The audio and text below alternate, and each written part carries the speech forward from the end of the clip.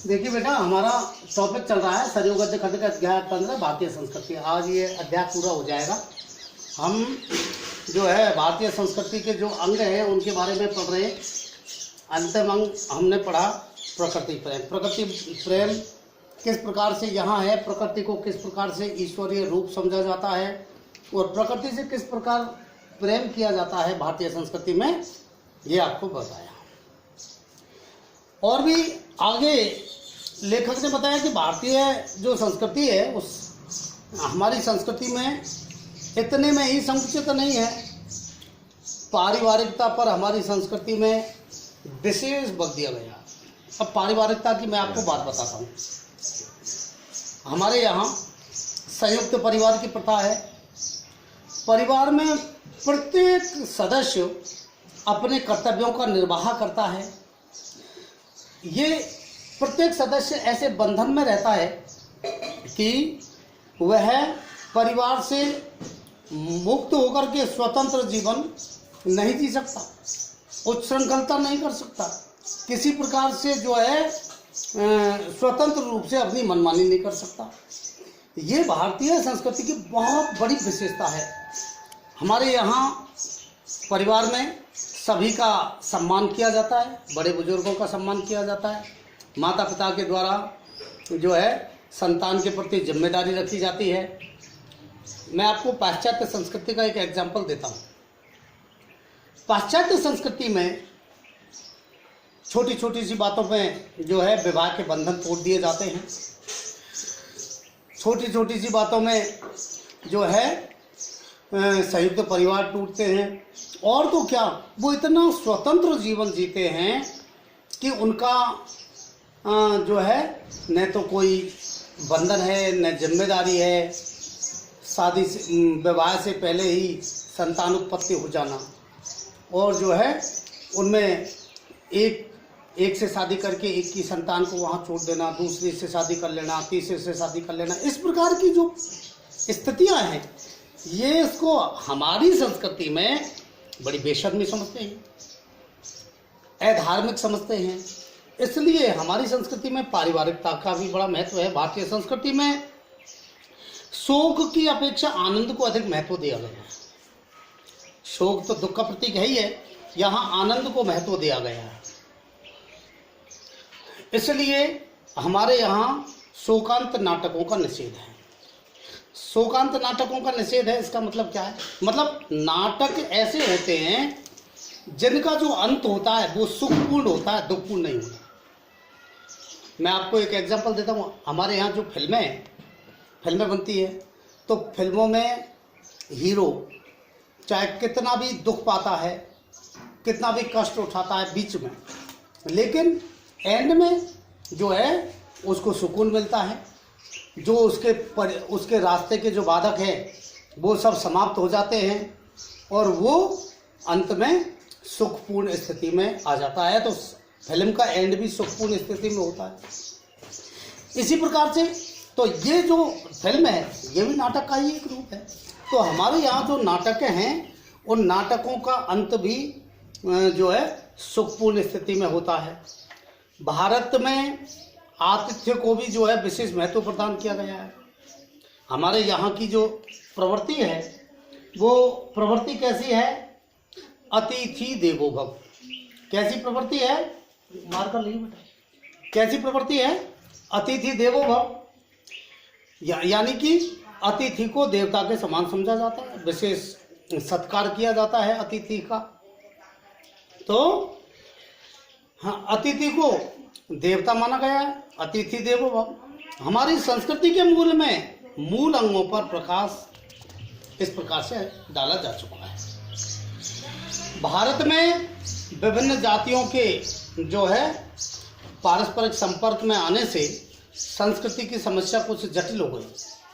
भारत में आप देखिए शक, कुषाण, हूण, मंगोल, डच और जो है अंग्रेज, विभिन्न प्रकार की जातियां यहाँ आई। तो जब विभिन्न प्रकार की जातियां आई तो उनकी संस्कृति के भी कुछ अंग यहाँ, उनकी संस्कृति की भी कुछ परंपराएं, उनके जो कुछ रीति रिवाज, उनकी परंपराएं वो भी यहाँ शामिल हो गई। इसलिए हमारी जो संस्कृति है थोड़ी सी जटिल हो गई। पुराने जमाने में द्रविड़ और आर्य संस्कृति का समन्वय बहुत रीति से हो गया था। किस किस का? द्रविड़ और आर्य संस्कृति। द्रविड़ और आर्य संस्कृति का जो समन्वय हुआ था, ठीक है ना, बहुत कुछ रीति से हो गया। इस समय मुस्लिम और अंग्रेजी संस्कृति का मेल हुआ है। आपको पता है इस देश में पहले मुसलमान, एक भी व्यक्ति मुसलमान नहीं था, सिर्फ हिंदू थे, आर्य लोग थे। मध्यकाल में 5वीं 6वीं शताब्दी में मुगलों का आना प्रारंभ हुआ था यहाँ, और ये मुगल लगभग 17वीं शताब्दी आज भी रह रहे। तो इनका जो शासन रहा था वो लगभग 17वीं शताब्दी तक, 17वीं 18वीं शताब्दी तक रहा था, 18वीं शताब्दी। उसके बाद अंग्रेज आ गए, अंग्रेजों का शासन रहा, तो उनकी संस्कृति का भी कुछ जो है मेल हुआ है। हम इन संस्कृतियों से अछूते नहीं रह सकते हैं भाई। इनकी संस्कृति की जो चीज़ें हैं उन संस्कृतियों को भी, उनके रीति रिवाजों को भी, उनकी परंपराओं को भी हम अपना रहे हैं, इनसे अछूते नहीं रह सकते। भारतीय संस्कृति की समन्वयशीलता यहाँ भी अपेक्षित है। अब भारतीय संस्कृति की क्या समन्वयशीलता? अब समन्वयशीलता का मतलब क्या होता है? समन्वय का मतलब होता है मेल। क्या मतलब होता है? समन्वय का मतलब होता है मेल। हमारी संस्कृति जो है अन्य संस्कृतियों से मिलती गई, इसी प्रकार से इस संस्कृति में भी कुछ जो है मेल होना चाहिए। तो हमारी संस्कृति इसमें भी जो है मिलने का प्रयास करती है। मुस्लिम संस्कृति है, अंग्रेजी संस्कृति है, इसमें भी हम मेल करने की कोशिश हो रही है। अब बात यह है कि मेल तो हो, लेकिन इस समन्वय में अपना सब कुछ नहीं खो देना चाहिए। मेल का मतलब ये नहीं होना चाहिए कि हम अपनी सारी संस्कृति को ही भूल जाएं, अपनी सारी रीति रिवाजों को, अपनी परंपराओं को, अपनी दिनचर्या को, अपने जो है रीति रिवाजों को सबको भूल जाएं। दूसरी संस्कृतियों के जो अंग हमारी संस्कृति में अपेक्षित रूप में अपनाए जा सकें, उनके द्वारा अपनी संस्कृति को संपन्न बनाना आपत्तिजनक नहीं है। मतलब और संस्कृतियों की जो बातें अच्छी हैं उसको हमारी संस्कृति में अपना लें, हम हमारी संस्कृति में मिला लें, तो ये कोई आपत्तिजनक नहीं है। लेकिन दूसरी संस्कृतियों की जो बातें आपत्तिजनक हैं उन बातों को हमें अपनी संस्कृति में नहीं मिलाना चाहिए। अपनी संस्कृति अच्छी हो या बुरी, चाहे दूसरों की संस्कृति से मेल खाती हो या न खाती हो, उससे लज्जित होने की कोई बात नहीं है, क्योंकि वो संस्कृति ही तो उसकी हमारी पहचान है। हर देश की अपनी संस्कृति होती है। मैंने आपको उस दिन भी बताया था कि हमारी संस्कृति के दम पर आज हम इस दुनिया में अपना वजूद बनाए हुए हैं, वरना तो लगभग 5वीं शताब्दी से लेकर के लगभग 1400 वर्ष इस देश में विदेशी शासन रहा। जिस देश पर 1400 साल विदेशी शासन रहा हो, उस देश की क्या अपनी संस्कृति बच सकती है? उस देश की क्या अपना कोई अस्तित्व बच सकता है? इम्पॉसिबल। बट इसके कुछ रीजंस हैं, इसके कुछ कारण हैं। वो कारण ये हैं कि हमारी संस्कृति इतनी सुदृढ़ और मजबूत संस्कृति है कि मोहम्मद इकबाल ने कहा, यूनान रोम की हस्ती मिट गई सब जहां से, कुछ बात है कि हस्ती मिटती नहीं हमारी। इसीलिए हमारी हस्ती नहीं मिटती है, क्योंकि हमारी जो संस्कृति है, हमारे देश की जो संस्कृति है, वो संस्कृति इतनी मजबूत है। तो प्राचीन भारतीय संस्कृति में धार्मिक कृत्यों में एकांत साधना पर अधिक बल दिया गया है। धार्मिक जो कार्य हैं उनमें एकांत साधना पर अधिक बल दिया गया है। हमारे ऋषि मुनि एकांत में जंगल में जाकर के जो है तपस्या किया करते थे। यद्यपि सामूहिक प्रार्थना का अभाव नहीं है, हमारे यहाँ सामूहिक प्रार्थना भी होती है।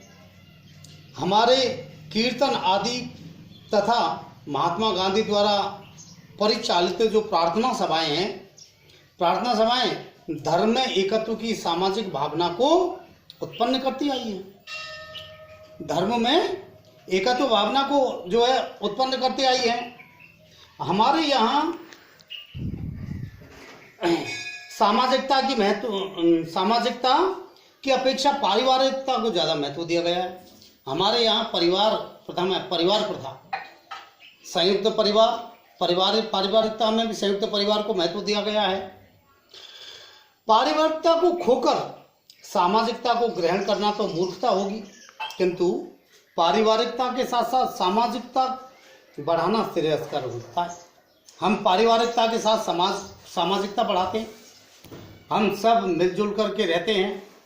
विदेशों में तो स्थिति ये है कि बगल में जो व्यक्ति रह रहा है उसको पड़ोसी भी नहीं जानता है कि कौन रह रहा है। क्यों? उनमें सामाजिकता का अभाव है। पहली बात तो पारिवारिकता का ही अभाव है। परिवार के 10 लोग हैं तो 10 भी अलग अलग रह रहे हैं, लेकिन फिर सामाजिकता का भी अभाव है।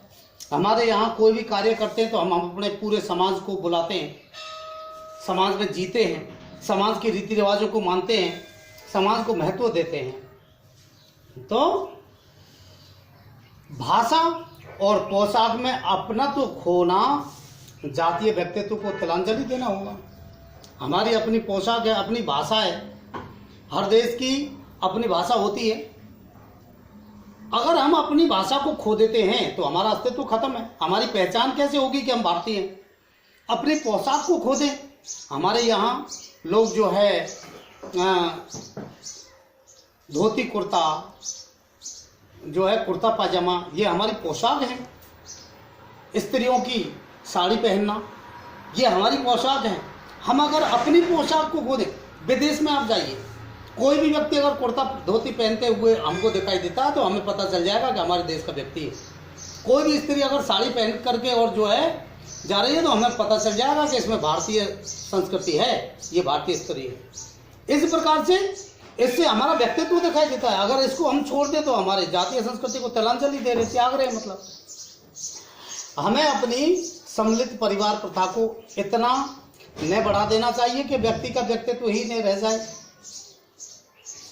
अब सम्मिलित परिवार प्रथा को इतना भी नहीं बढ़ा देना चाहिए कि व्यक्ति का अपना अस्तित्व ही मिट जाए, और जो है नए व्यक्ति को इतना महत्व देना चाहिए कि गुरुजनों का आदर सम्मान भी नहीं रहे, हमारे बड़े बुजुर्गों का आदर सम्मान भी नहीं रहे, इतना भी महत्व नहीं देना चाहिए व्यक्ति को। तो और पारिवारिक एकता पर कुठाराघात हो जाए, ऐसा भी महत्व नहीं देना चाहिए व्यक्ति को। कपड़े और जूतों की सभ्यता, और कम से कम कपड़ा पहनने और नंगे पैर रहने की सभ्यता में समन्वय की आवश्यकता है। हमारे यहाँ लोग कपड़े पहनते हैं, अभद्रता नहीं करते, जूते पहनते हैं। हमारे यहाँ जो है किचन में या घर में जूतों को ले जाना जो है वर्जित समझा जाता है। तो हम इतना भी, तो इन सब में समन्वय मेल की आवश्यकता है। कपड़े पहनना भी चाहिए, बिल्कुल नंगे पैर भी नहीं रहना चाहिए। वो बिल्कुल जूते पहनना चाहिए, बिल्कुल नंगे पैर भी नहीं रहना चाहिए। लेकिन उन जूतों को ऐसा नहीं कि घर में ही ले जाए। तो इस प्रकार से ये सब समन्वय होना चाहिए इनमें। अंग्रेजी सभ्यता में जूतों का विशेष महत्व है, किंतु उसे अपने यहाँ के चौका और पूजा ग्रहों की सीमा पर आक्रमण नहीं करना चाहिए। अंग्रेजी सभ्यता में जूतों का महत्व, वो तो जूता पहन करके ही खाना खा लेते हैं, घर में घुस जाते हैं। लेकिन हमारे यहाँ तो चौका में या हमारे पूजा स्थल है उसमें हम जूते पहन करके नहीं जाते हैं। ये हमारी संस्कृति के प्रतीक है, ये हमारी अच्छी संस्कृति को दिखाता है। हमारी सभ्यता मिट्टी और पीतल के बर्तनों की है। हमारी सभ्यता स्वास्थ्य विज्ञान के नियमों के अधिक अनुकूल है, जिसमें हमारा स्वास्थ्य है वो अच्छा रहे, इसके अनुकूल है।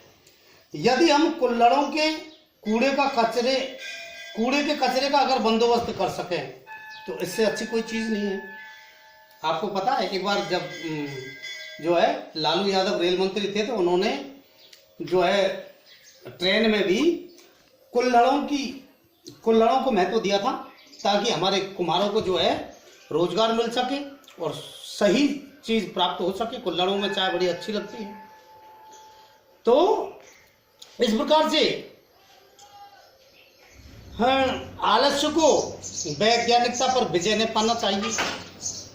व्यक्ति को आलस्य नहीं करना चाहिए। उससे हमारी जो मस्तिष्क की जो क्षमता है, हमारी बुद्धि की क्षमता है वो कम पड़ जाती है आलस्य करने से, क्योंकि हमारे दिमाग में जितनी प्रकार की विचार उत्पन्न होते हैं, जितनी प्रकार की बातें उत्पन्न होती हैं, उन सारी बातों को जब हम आलस्य त्याग करके और प्रयोग में लाने का प्रयास करेंगे, उसके आधार पर कार्य करने का प्रयास करेंगे, तभी जाकर के तो हम जो है अपने उद्देश्य को और हमारी बुद्धि को काम में ले सकते हैं। अन्यथा आलस्य करके हम रह गए तो हमारा वो कार्य होगा नहीं। वही संस्कृत में एक कहानी थी, सोम सर्वपितु कल्पना विलास है, उसी की स्थिति उत्पन्न हो जाएगी। तो अंग्रेजी संस्कृति से भी सफाई और समय की पाबंदी की बहुत सी बातें सीखी जा सकती हैं, किंतु अपनी संस्कृति के मूल अंगों पर ध्यान रखते हुए समन्वय बुद्धि से काम लेना चाहिए, मेल की बुद्धि से,